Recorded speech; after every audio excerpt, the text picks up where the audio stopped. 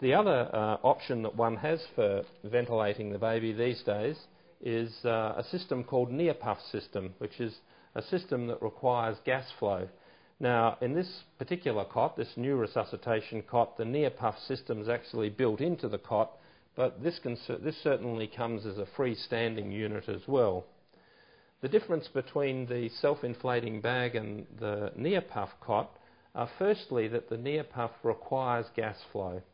In the majority of resuscitation units and resuscitation setups these days, this gas flow is 100% oxygen.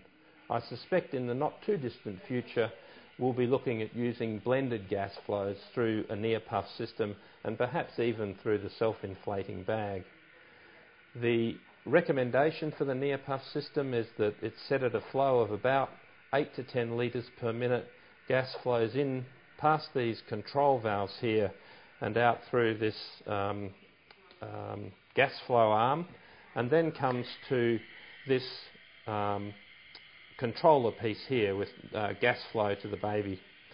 With the nose piece here occluded, you can see that this gas flow through this system exits through this control valve here, and because there's a compression valve in that, we get some positive pressure. That positive pressure, which we see here, can be adjusted by this valve, a screw valve here, usually up to 12 to 15 centimetres of water. Typically, however, we set it on about 6 to 8 centimetres.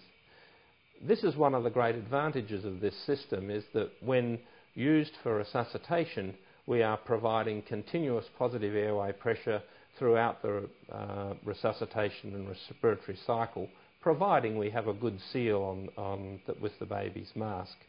This is thought to be very important in preterm infants where airway collapse between breaths can cause long-term ongoing injury. These can typically be associated and used with the same masks that we use for the self-inflating bags, and you can see that when you get a good seal, you get CPAP or positive pressure here. Conversely, if you've got CPAP, you know you've got a good seal. Now, to ventilate the baby, we simply occlude this restrictor valve here, and as you can see from the pressure gauge here, occlusion of that valve produces positive pressure here. Now, the pressure that this is set at is determined by this dial on the right. Typically, for initiating resuscitation in the newborn infant, I like to set this at about 30 centimetres of water, mainly because the very flat baby that's got an airway still full of fluid often requires quite high pressures to initiate lung inflation and to move that column of air. Once alveolar inflation is achieved, very often you can back off and bring that back from around 30 back to 20. So it can be adjusted as you go along. And certainly for most babies, perhaps babies who collapse on a postnatal ward, usually pressures of around 20 or just over 20 on 5 to 6 are all that are needed.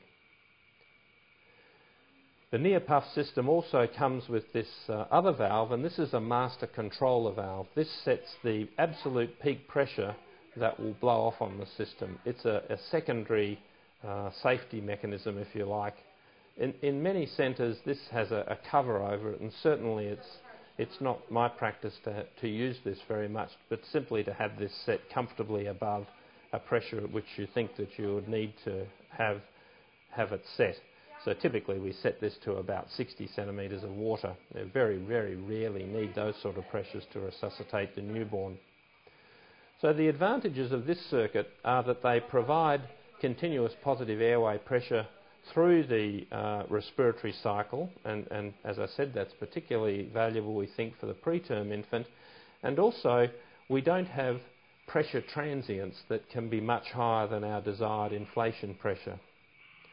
Finally, as pretty obvious watching me use this, is that I have control over the length of the respiratory cycle, and if I wanted to, I could provide, perhaps for the first 2 or 3 breaths, a long inflation breath in order to ensure good lung inflation. And providing this is set at a reasonable pressure, somewhere between 20 and 30, then we're not going to desperately hyperinflate the lung. So having control of the inspiratory time, if you like, or the duration of inspiration, is another advantage of the Neopuff system.